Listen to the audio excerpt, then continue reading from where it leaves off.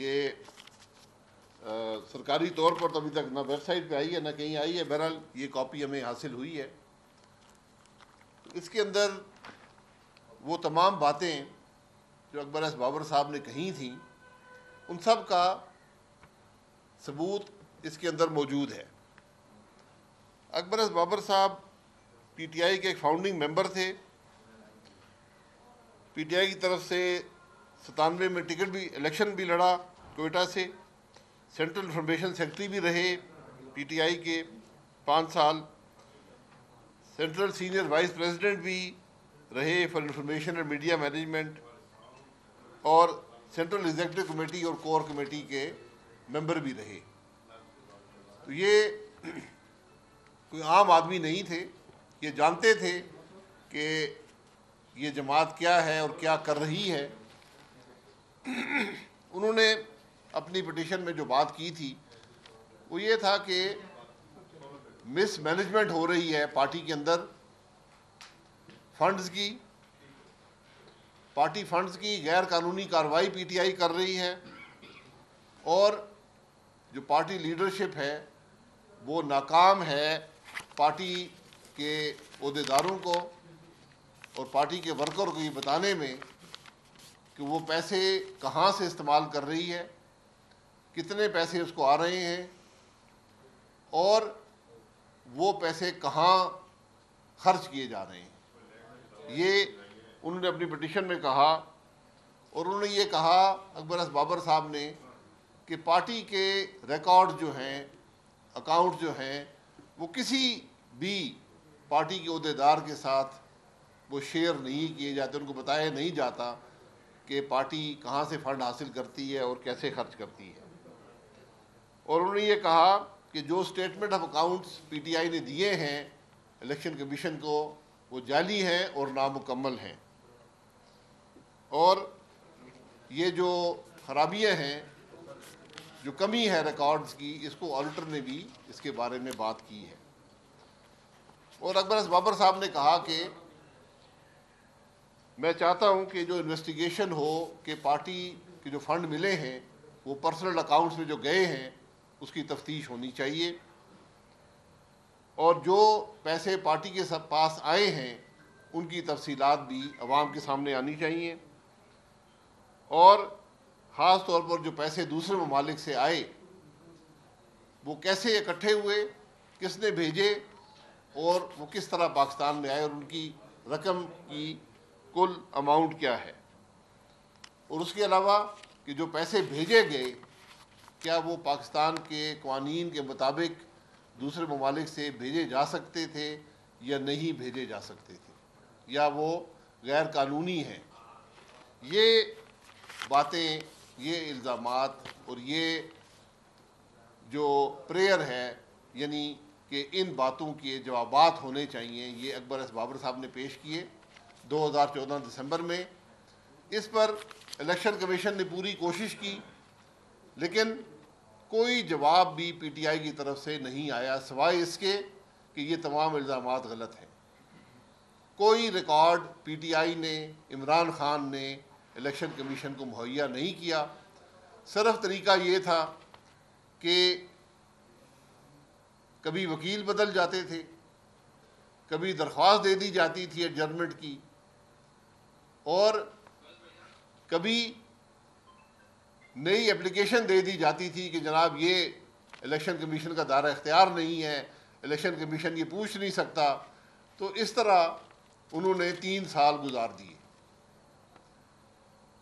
उसके बाद हनीफ अब्बासी साहब जो रावलपिंडी से MNA रह चुके हैं, उन्होंने पटिशन की सुप्रीम कोर्ट के अंदर। तो सुप्रीम कोर्ट की हिदायत पर एक स्क्रूटनी कमेटी इलेक्शन कमीशन ने बनाई और उसने काम शुरू किया और इस कमीशन को, जो कमीशन बना उसके बाद ये एक स्क्रूटनी कमेटी बनी, इसकी भी कोई मुआवनत पीटीआई ने नहीं की आज तक। आज हम 2022 में बैठे हैं, कोई भी रिकॉर्ड, कोई भी अकाउंट की डिटेल कोई भी ये कि पैसा कहाँ से आया, किसने दिया, कैसे पाकिस्तान आया, किसके अकाउंट में आया, ये डिटेल आज तक इमरान खान और पीटीआई ने नहीं दी। यहीं से ये सबसे बड़ा सबूत है इस डाके का कि एक सियासी जमात 7 साल हर हरबा इस्तेमाल करती रही कि कोई रिकॉर्ड भी वो इलेक्शन कमीशन, उसके कमीशन के सामने, स्क्रूटनी कमेटी के सामने वो पेश ना करे। ये एक बुनियादी हकीकत है इस सारे मामले की। और सिर्फ बात यहाँ ख़त्म नहीं होती कि कोई रिकॉर्ड नहीं दिया, उसके बाद ये कोशिश की कि जो इस कमेटी की जो डिटेल्स हैं वो भी किसी के साथ शेयर ना की जाएं। और जब ये रिपोर्ट शाया हो गई तो पीटीआई ने पूरी कोशिश की कि ये पब्लिक डॉक्यूमेंट ना बन सके, यानी ये रिपोर्ट यहाँ तक कि जिस शख्स ने कंप्लेंट की थी उसके साथ भी रिकॉर्ड शेयर ना हो और ये रिपोर्ट भी छप ना सके। बहरहाल ये रिपोर्ट अब पब्लिक के सामने आ गई है और ये रिपोर्ट सिर्फ 5 साल की है। 2012-13 जून 30 2013 के बाद का यहाँ रिकॉर्ड नहीं है। ये सिर्फ 2012-13 तक के 5 साल की रिपोर्ट है और जो सबूत सिर्फ इसके अंदर मौजूद है। और मैं फिर ये कहूँगा कि इसके अंदर जितना डिटेल्स हैं अकाउंट्स की, पैसों की, वो पीटीआई ने मुहैया नहीं की, वो इस कमेटी ने अपनी कोशिश से स्टेट बैंक ऑफ पाकिस्तान से हासिल की हैं। तो अभी ये भी इल्म नहीं है कि ये मुकम्मल हक़ाइक़ हैं या नहीं है, क्योंकि कोई बैंक अकाउंट की डिटेल्स पीटीआई ने मुहैया नहीं की। इन अकाउंट्स के मुताबिक इन 5 सालों में 1.3 अरब रुपया अकाउंट्स के अंदर आया है, लेकिन स्टेट बैंक का रिकॉर्ड बताता है कि इन अकाउंट्स के अंदर 1.6 अरब रुपया आया है, यानी 30 करोड़ से ज़्यादा रुपया 30 करोड़ से ज़्यादा रुपया आज भी गायब है। उसका कोई अकाउंट नहीं है कि ये पैसे कहाँ गए। सुप्रीम कोर्ट का रिकॉर्ड बताता है कि 1.6 अरब इन अकाउंट्स में आया और जो अकाउंट्स का रिकॉर्ड है वो बताता है कि 1.3 अरब आया। 2012-13 में ये 92 नंबर का सफ़ा है, इस पर ये सारी डिटेल मौजूद है और ये पैसे बतदरीज बढ़ते गए। 2008-9 के अंदर ये रकम बहुत कम थी जो गायब हुई। उसके अगले साल 2 करोड़ रुपया गायब हो गया, उसके अगले साल 6 करोड़ गायब हो गया, फिर 8.5 करोड़ गायब हो गया और फिर 14.5 करोड़ गायब हो गया। और ये 5 साल में 31 करोड़ रुपया इन अकाउंट से गायब हो गया। ये जो डिटेल स्टेट बैंक ने दी है उसके मुताबिक 20% पैसा जो इन अकाउंट्स के अंदर आया वो गायब हो गया। ये हकीकत है पीटीआई के अकाउंट्स की। और सिर्फ बात इतनी नहीं है, अकाउंट्स की जो तादाद है उसका भी कोई पता नहीं है। जो वहाँ पर अकाउंट्स की तादाद 2012-13 में बताई गई वो सिर्फ 4 अकाउंट हैं, जो आखिरी साल था। जो स्टेट बैंक बताता है कि इनके 18 अकाउंट थे। ये सफ़ा नंबर 94 है इस रिपोर्ट का, ये पढ़कर देख लें कि पीटीआई के अकाउंट्स जो बताए गए, जो उन्होंने डिक्लेयर किए, जो रिकॉर्ड पीटीआई ने नहीं दिया लेकिन जो फॉर्म 1 हर साल डिक्लेयर करना पड़ता है इलेक्शन कमीशन में, उसके मुताबिक उनके 4 अकाउंट हैं। स्टेट बैंक के रिकॉर्ड के मुताबिक उनके 18 अकाउंट हैं। ये 14 अकाउंट क्या कर रहे हैं, कितने पैसे हैं, यहाँ पर क्या खराबी है, इसका कोई इल्म नहीं है। और मैं फिर बार बार कहूँगा कि आज तक रिकॉर्ड के अंदर इस कमीशन के सामने, इस कमेटी के सामने एक कागज़ भी पीटीआई ने नहीं दिया। ये तमाम कागज़ जो हैं ये कमेटी ने खुद कोशिश करके स्टेट बैंक से हासिल किए।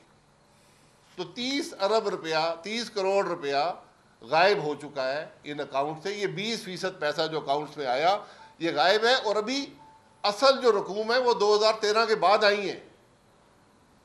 जब आप 2013 के अकाउंट, 14 के अकाउंट, 15 के अकाउंट, 16 के अकाउंट, 17 के अकाउंट, 18 के अकाउंट देखेंगे तो ये मामला अरबों में जा पहुंचेगा। ये हकीकत है इस सारे मामले की। अब पैसा जो फॉरेन फंडिंग का ये मामला था, जो मुल्क के अंदर पैसे हैं उसका तो अभी पूछा ही नहीं किसी ने। ये तो सिर्फ बात है जो बाहर से पैसा आता है। और जो बाहर से पैसा आता है उसके अंदर 6 कंपनीज के बारे में अकबर एस बाबर साहब ने लिखा। 2 कंपनी अमेरिका में थी, मैं उनकी तफसील आपको बता दूंगा और सब रिकॉर्ड का हिस्सा है। इस रिकॉर्ड में मौजूद है कि अमेरिका में, एक टेक्सास के अंदर, एक कैलिफोर्निया में पीटीआई के रजिस्टर्ड जो ऑफिसेज हैं वहाँ पर उन दफ्तरों को इस्तेमाल करके 2 कंपनियां बनाई गई। दोनों कंपनियों के चेयरमैन इमरान खान साहब हैं। दोनों कंपनियों के फैसले करने वाले इमरान खान साहब हैं। क्या किसी पाकिस्तानी पॉलिटिकल पार्टी को ये इजाज़त है कि दूसरे मुल्कों में जाकर कंपनियां बनाए? और फिर इन कंपनियों ने पैसे इकट्ठे करने शुरू किए। पाकिस्तान का कानून ये कहता है कि आप सिर्फ एक इंडिविजुअल से, यानी एक शख्स से पैसा ले सकते हैं, किसी कंपनी से पैसा नहीं ले सकते।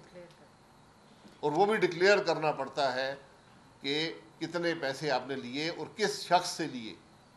कंपनी से, किसी फॉरेन कंपनी से पैसा हासिल करना गैर कानूनी है। तो यहाँ पर बात, एक कंपनियां बनाई, कंपनियां चलाने वाले भी खुद, पैसे हासिल करने वाले भी खुद। फिर इन कंपनियों को अमेरिका में as a foreign agent register किया गया कि जनाब ये कंपनियां किसी फॉरेन मकसद के लिए, यानी अमेरिका से बाहर किसी मकसद के लिए ये पैसे इकट्ठे कर रही हैं। वहाँ भी आज तक इन दोनों कंपनियों का कोई रिकॉर्ड ना इलेक्शन कमीशन में आया है, ना कोई रिकॉर्ड जो है वो स्टेट बैंक के पास आया है। ये पाकिस्तान की सियासी जमात दूसरे मुल्कों में कंपनियां बनाती है, पैसे इकट्ठे करती है, और पैसे सिर्फ अशखास से नहीं, कंपनियों से भी इकट्ठे करती है। वो पैसे पाकिस्तान भेजती है, पूरे भेजती है या नहीं भेजती, अल्लाह बेहतर जानता है। क्योंकि आज तक इन दोनों कंपनियों ने कोई रिकॉर्ड हुकूमत पाकिस्तान को या स्टेट बैंक को या इलेक्शन कमीशन को मुहैया नहीं किया। ये इन दोनों कंपनियों की हैसियत है। इस स्क्रूटनी कमेटी ने खुद जाकर अमेरिका के डिपार्टमेंट ऑफ जस्टिस की वेबसाइट से जो डेटा था वो इकट्ठा किया और उस डेटे की बुनियाद पर पूरी एक तफसील है जो इस रिपोर्ट का हिस्सा है। सफ़ा नंबर 80 के ऊपर ये सिर्फ एक कंपनी का है कि जिसमें $2.3 मिलियन, यानी उस वक़्त के मेरे ख्याल 23 करोड़ के करीब, 20-22 करोड़ के करीब रकम बनती होगी, उसकी डिटेल्स हैं। और इसमें जो पैसे आए वो किसने दिए वो भी शामिल है। ये उस कंपनी के अंदर पैसे आए। और मैं फिर कहूँगा कि ये वो पैसा है जो उस कंपनी ने अमेरिका के डिपार्टमेंट ऑफ जस्टिस को बताया। आज तक इमरान खान ने, या पीटीआई ने, इन कंपनियों के बैंक अकाउंट्स की कोई डिटेल जो है वो हुकूमत पाकिस्तान या स्टेट बैंक को या इलेक्शन कमीशन को मुहैया नहीं की। इसी तरह सफ़ा नंबर 79 पर ये जो एक और कंपनी थी, इसमें कोई $5.5 लाख आया। इसकी जो तफसीलात हैं वो भी यहाँ मौजूद हैं। ये मामले इन कंपनियों के हैं। मैं फिर कहूँगा, आज तक इन कंपनियों की कोई डिटेल मुहैया नहीं की गई। पीटीआई या इमरान खान की तरफ से इनके बैंक अकाउंट की कोई डिटेल नहीं है। ये हमारी नज़र में पाकिस्तान के कानून की एक बड़ी खुली खिलाफ वर्जी है। 4 और ममालिक में जो अकबर एस बाबर साहब ने क्लेम किया था, जिसमें ये ऑस्ट्रेलिया में कंपनी थी, कनाडा में थी और यूके के अंदर कंपनीज थी, वहाँ भी कंपनीज बनाई गई। उनकी डिटेल ये स्क्रूटनी कमेटी हासिल नहीं कर सकती। इसके अलावा जो हमारी नॉलेज है, 50 ममालिक से ज़्यादा में पीटीआई के चैप्टर्स हैं जो यहाँ पैसा भेजते हैं। इस जो डिटेल है, इसके अंदर कोई इन दीगर ममालिक में कंपनीज बनी हैं, नहीं बनी हैं, कितना पैसा आया है, इसकी कोई डिटेल नहीं है। इसमें जो एक ट्रांजैक्शन है, जो कि एक नमूने के तौर पर जिसको देखने की ज़रूरत है, ये $21 लाख एक दुबई से एक क्रिकेट कंपनी के नाम पर पाकिस्तान भेजा गया पीटीआई के अकाउंट में बराह रास्त। पाकिस्तान का कानून आपको इजाज़त नहीं देता कि आप किसी भी फॉरेन कंपनी से एक पैसा भी हासिल करें, ये गैर कानूनी है। $21 लाख, ये सिर्फ एक मैं मिसाल दे रहा हूँ। $21 लाख दुबई की एक कंपनी से, जिसके मालिक कौन है ये कोई पता नहीं है, ये भी तहकीक करने की ज़रूरत है। लेकिन जो रिकॉर्ड ये स्क्रूटनी कमेटी कर सकी, कोशिश उसने किया है। ये स्टेट बैंक के रिकॉर्ड से पता चलता है कि इस कंपनी ने $21 लाख पीटीआई के अकाउंट में भेजे हैं। आप किसी फॉरेन कंपनी से पाकिस्तान की कोई सियासी जमात $1 भी हासिल नहीं कर सकती। पाकिस्तान की कोई सियासी जमात पाकिस्तान की किसी कंपनी से $1 हासिल नहीं कर सकती। यहाँ करोड़ों रुपए जो स्टेट बैंक के अकाउंट में नजर आते हैं, बैरूनी कंपनियों से हासिल किए गए। तो ये जो पिटीशन की थी अकबर एस बाबर साहब ने, तमाम जो मामलात वहाँ पर थे, उसका सारा ये, और ये मैं फिर ये कहूँगा कि ये मामला जो है ये टिप ऑफ द आइसबर्ग है। ये इस खराबी का सिर्फ एक नमूना, एक अक्स आपके सामने आया है। सिर्फ 5 साल का और 2 मुल्कों की कंपनीज का, और एक बड़ी ट्रांजैक्शन मैंने आपको दुबई से बता दी है जो पीटीआई के अकाउंट में डायरेक्टली आई है। और बात यहां खत्म नहीं होती। फिर पीटीआई ने एक फैसला किया जिसके अंदर इमरान खान साहब जो आज मुल्क के वज़ीर-ए-आज़म हैं और पीटीआई के बोर्ड ने सेंट्रल सेक्रेटरीट में फैसला किया, जिसमें इमरान खान साहब हैं और बोर्ड मेंबर जो वहाँ मौजूद थे उनके नाम भी हैं, और 4 मुलाजमीन, पीटीआई के दफ्तर के 4 मुलाजमीन को ये इख्तियार दिया गया कि वो अपने पर्सनल अकाउंट्स में पैसे ले सकें, कि जो डोनेशंस लोग पीटीआई को देंगे, इन 4 मुलाजमीन को पीटीआई ने इख्तियार दिया कि इनके पर्सनल अकाउंट में पैसे आ सकें। इसकी क्या ज़रूरत थी? कि पीटीआई के अपने अकाउंट नहीं थे? ये 18 अकाउंट तो यहाँ मौजूद हैं जो सिर्फ फॉरेन फंडिंग के लिए थे। मुल्क के अंदर कितने अकाउंट थे ये भी इलेक्शन कमीशन या स्टेट बैंक को पता होगा। लेकिन इन 4 मुलाजमीन के अकाउंट्स के अंदर पैसा आने की, इख्तियार देने की क्या वजूहत थी? ये बोर्ड का रेजोल्यूशन है, कि पीटीआई के अपने बोर्ड का रेजोल्यूशन है, जिस पर इंफॉर्मेशन के लिए चेयरमैन इमरान खान जिस वक्त मुल्क के वज़ीर आज़म हैं और आरिफ अलवी साहब सेक्रेटरी जनरल जो मुल्क के सदर हैं, उनको भी ये उनकी इजाज़त के साथ ये पीटीआई ने इख्तियार दिया कि हमारे 4 मुलाजमीन के पर्सनल अकाउंट्स में डोनेशन के पैसे आ सकते हैं। ये कोई तफसील नहीं है कि अकाउंट्स में कितना पैसा है। ये मैंने पहले कहा कि मुल्क के अंदर जो पैसा उसको तो छोड़ दें, ये जो मुल्क से बाहर से पैसा आया है उसकी ये हालत है। और अभी ये पता नहीं है कि उन अमेरिका की कंपनी में कितना पैसा आया या दूसरे ममालिक की कंपनी में कितना पैसा आया, और ये सिर्फ 5 साल की बात है। जो उसके बाद ये 8 साल का अरसा गुजरा है उसमें क्या हुआ, इसकी कोई तफसील पाकिस्तान के अवाम के सामने नहीं है। और मैं फिर गुजारिश करूँगा कि आज तक एक पैसे की इंफॉर्मेशन, एक बैंक स्टेटमेंट, एक कागज़ ना इमरान खान ने स्क्रूटनी कमेटी को दिया है ना पीटीआई ने दिया है। क्या ये इस मुल्क के अंदर सियासी जमात नहीं है? क्या पाकिस्तान के अवाम को ये हक हासिल नहीं है कि इनको पता चले कि ये पैसा कहाँ से आ रहा है और कौन दे रहा है? ये एक बहुत बड़ा सवाल है और ये आज इलेक्शन कमीशन का और सुप्रीम कोर्ट की जिम्मेदारी है कि इन लोगों से पूछा जाए कि आप कहाँ से पैसे इकट्ठे कर रहे थे। एक बड़ी तफ्तीश की ज़रूरत है इस मामले में। और आज ज़रूरत यह है कि इस मुल्क के वज़ीर-ए-आज़म को वज़ीर-ए-आज़म रहने का हक हासिल नहीं है। ये वही मुल्क है जहाँ पर एक अकामे के लिए जो डायरेक्टरशिप थी उसके पैसे ना लेने पर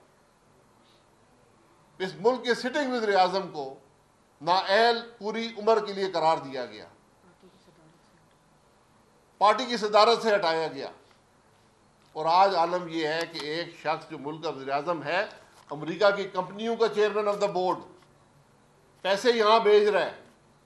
कितने पैसे दिए कोई रिकॉर्ड नहीं देता। यहाँ जो पैसे आए उसमें से 20% गायब हैं। 30 करोड़ रुपया तो वो 5 सालों का गायब है। उसके बाद क्या हुआ ये तो तफ्तीश की आज ज़रूरत है। तो ये शख्स आज वज़ीर-ए-आज़म नहीं रह सकता, इस्तीफ़ा दें और इस मुल्क के अवाम के सामने पेश हों। और जो लीडरशिप ये काम करती रही है पीटीआई की, इनके खिलाफ कानून के मुताबिक कार्रवाई होनी चाहिए। जब इस मुल्क का सुप्रीम कोर्ट खुद ट्रायल कोर्ट बन सकता है, एक हुकूमत तोड़ सकता है, वज़ीर-ए-आज़म को नाअहल कर सकता है पूरी ज़िंदगी के लिए, एक मामूली रकम ना लेने पर, तो आज एक मुल्क का वज़ीर-ए-आज़म जो करोड़ों अरबों रुपए का खुर्द बुर्द कर रहा है, रिकॉर्ड देने को तैयार नहीं है। आज क्या वही सुप्रीम कोर्ट उससे ये नहीं पूछ सकता कि तुम पैसे कहाँ लेकर जा रहे थे? ये तो सिर्फ इन 5 सालों का इन 18 अकाउंट से ये पैसा गायब है। बाकी सालों बाकी काम जो कुछ हुआ वो अलग बात है। ये तफ्तीश हो कि ये जो 4 पीटीआई के जो मुलाजमीन हैं इनके अकाउंट में कितना पैसा आया, क्या ये कानूनी था या क्या गैर कानूनी था। जो अभी और अनडिक्लेयर्ड अकाउंट्स हैं, मसलन सऊदी अरब से कितना पैसा आया इसका कोई इल्म नहीं है। ये तमाम मामलात और सोर्सेज ऑफ फॉरेन फंड्स, ये पैसे भेजने वाले लोग कौन थे? ये कोई कंपनियां बनी है, कोई डिंग डोंग के नाम से है, कोई पता नहीं किस नाम से है। ये कंपनियां, इनके पैसे भेजने वाले लोग कौन हैं? ये 21 लाख डॉलर क्रिकेट क्लब भेज रहा है दुबई से पीटीआई को। तो तमाम इंटरनेशनल अकाउंट जो पीटीआई के हैं उनके पाकिस्तान के अवाम का हक है कि आज उनकी स्टेटमेंट्स उनके सामने हो, पता चले कि जो आज मुल्क के हुक्मरान ये पैसे कहाँ से लेते रहे और कैसे हासिल करते रहे। और जिनको जीआईटी बनाने का शौक़ था, सुप्रीम कोर्ट के जज मुकर्रर होते थे, सुप्रीम कोर्ट खुद हियरिंग्स करता था, मॉनिटरिंग जज मुकर्रर करता था। एक अकामे की कंपनी के पैसे ना लेने पर आज तो करोड़ों और अरबों का खुर्द बुर्द है। बैरूनी ममालिक से इस मुल्क की सियासी जमात को पैसा आ रहा है।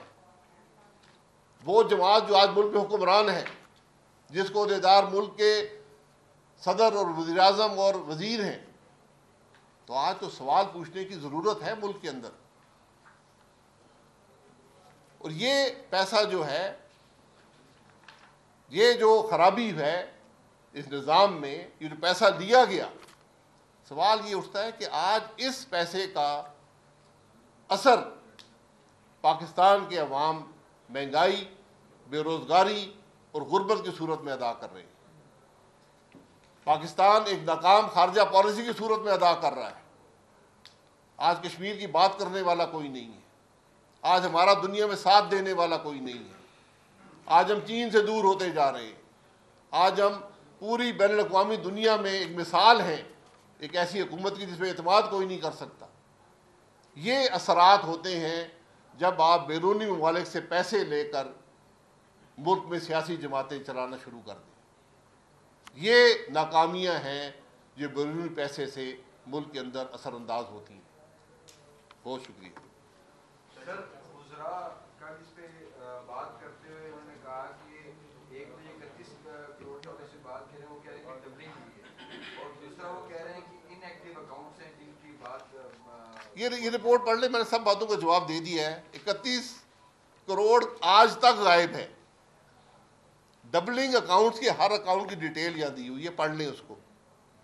2012-13 में 18 अकाउंट थे, ये फॉरेन अकाउंट थे, सिर्फ 4 की डिटेल आई है। उन्होंने अपनी जो रिपोर्ट है 4 लिखी है उसके अंदर। और वो ये भी कह रहे हैं कि क्लब किया जाए नून लीग और पीपल्स पार्टी के साथ जो तहकीकात चल। जी बिल्कुल, हर जमात की तहकीकात होनी चाहिए। ये 7 साल हो गए इस तहकीकात को। एक कागज, एक बैंक स्टेटमेंट पीटीआई ने दी आज तक। ठीक है जी, सुप्रीम कोर्ट जाएंगे अगर आप खुद नोटिस नहीं लेता। हमें उम्मीद है कि सुप्रीम कोर्ट खुद नोटिस लेगा।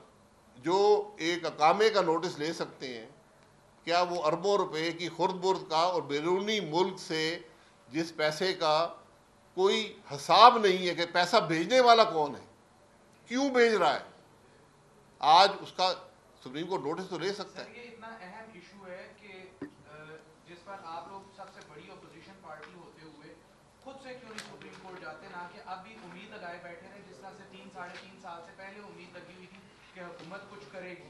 या अवाम नोटिस लेगी। हमें हुकूमत से कोई तवक्को नहीं है, लेकिन हमें इलेक्शन कमीशन से तवक्को है, और हमें सुप्रीम कोर्ट की जो सुओ मोटो पावर्स हैं जो माजी में इस्तेमाल हुई हैं, उनसे तवक्को है कि वो इस अहम कौमी मामला जिसमें गैर मुल्की कंपनियां एक सियासी जमात को पैसा भेज रही हैं, जो हर कानून की खिलाफ वर्जी है, उसका नोटिस उनको लेना चाहिए। शायद साहब, एक ऑडियो लीक हुई और उसमें परवेज रशीद साहब की और मरीम नवाज साहिबा की गुफ्तगू जो है वो सामने आई है, जिसमें सहाफ़ियों को और मीडिया से मुताल्लिक जो है वो बड़ी बैड लैंग्वेज यूज़ की गई, उनके बारे में गलत बात की गई, ये घूमते रहते हैं। तो आप समझते हैं कि ज़बान ठीक है? नहीं समझते कि ठीक नहीं थी तो मजम्मत करेंगे? देखिए, जो मैं और आप बात करते हैं मेरे और आपके दरमियान रहती है। ऑडियो बनाने वाले कौन है और लीक करने वाले कौन है?